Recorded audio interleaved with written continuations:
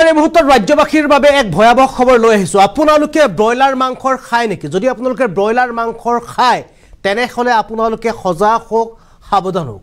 কিয়নো এবাৰ ব্ৰইলাৰ মাংসত কেমিকেল ব্যৱহাৰ কৰাৰ কাৰণে এবাৰ ব্ৰইলাৰ মাংসৰ খাই এবাৰ হাস্পতালত ভৰ্তি হ'ব লগা হৈছে পৰিয়াল। আমি জনাই আছো এক বিশেষ ঘটনা, এক বিশেষ খবৰ জনাই আছো। ব্ৰইলাৰ মাংসৰ খাই আপুনি ভাল পায় নেকি?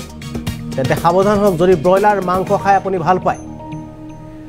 ব্ৰইলাৰ মাংস খাই অসুস্থ একে পৰিয়ালৰ 5 গৰাকীকৈ সদস্য। একেটা পৰিয়ালৰ 5 গৰাকীকৈ সদস্য ব্ৰইলাৰ মাংস খাই অসুস্থ। চিকিৎসালয়ত তৎকালীনভাৱে ভৰ্তি কৰোৱা হৈছে পৰিয়ালটো। ব্ৰইলাৰ মাংস খোৱাৰ পাছতে খাদ্যত বিষক্ৰিয়া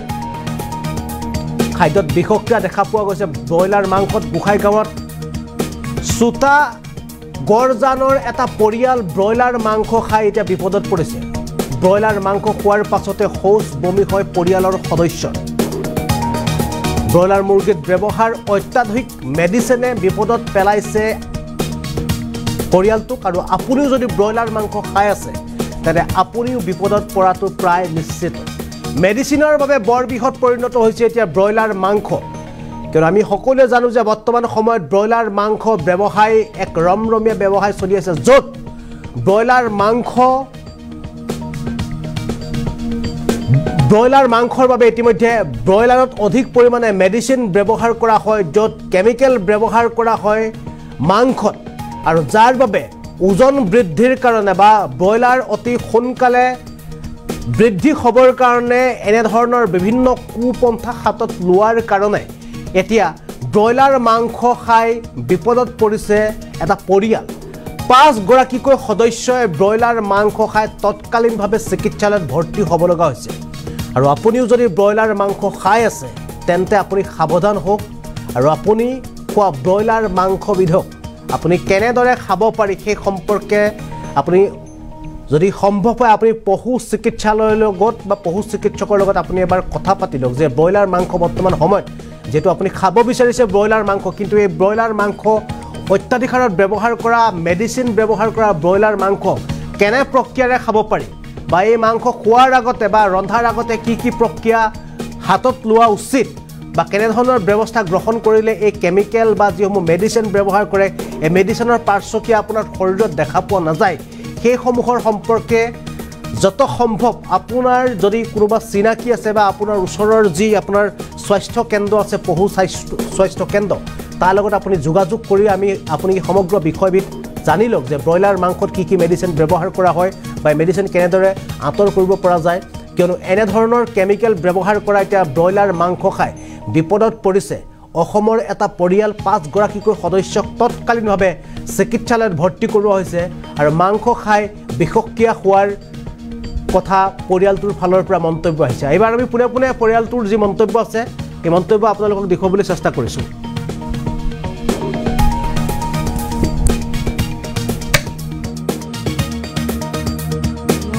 দুপুরে শালকুমড়া দিয়া 1 ঘন্টা থাকিয়া 1টা পর্যন্ত পেট বিষ মাথা একদম ঘুরাইছে, বমি পায়খানা একদম উঠিবার না পাই বিছনাতে পায়খানা হয়েছে। কয়জনের হয়েছে এরকম? 4-500 পরিবারের যেমনখিনি আছে সবরই হয়েছে।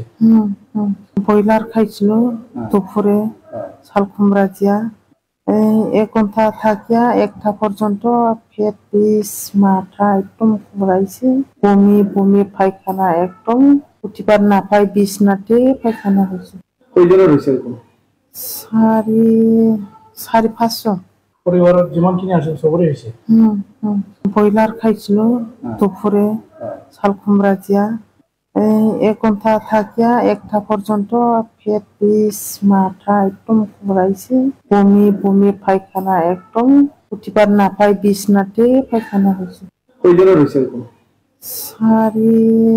4-500 পরিবারের যেমনখিনি আছে সবরই হয়েছে।